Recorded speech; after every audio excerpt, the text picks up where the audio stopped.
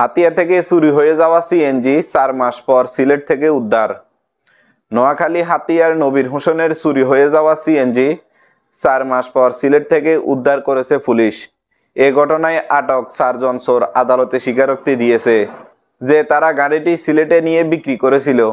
নবীর হোসেন বলেন, 4 মাস আগে নোয়াখালী হাতিয়া বয়াচর চেয়ারম্যানঘাট থেকে আমার সিএনজি চুরি হয়ে যাওয়ার পর আমি পাগলের মতো খুঁজতে থাকি। পরে জানতে পারি সোনাইমুড়ির একটি সংঘবদ্ধ চোর চক্র আমার গাড়িটি চুরি করে সিলেটে বিক্রি করেছে।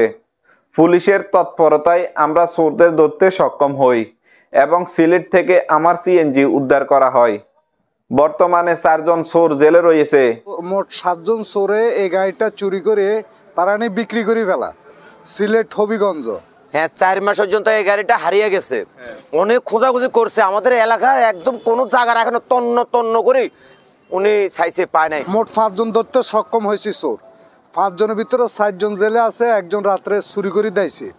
পুলিশ জানিয়েছে, চোরেরা জবানবন্দিতে স্বীকার করেছে যে তারা নোয়াখালী হাতিয়া থেকে সিএনজি চুরি করে তারা তা সিলেট নিয়ে গিয়ে বিক্রি করে। স্থানীয় সিলেট পুলিশের সমন্বিত প্রচেষ্টায় চক্রটির কার্যক্রম উদ্ঘাটন এবং গাড়িটি উদ্ধার সম্ভব হয়েছে।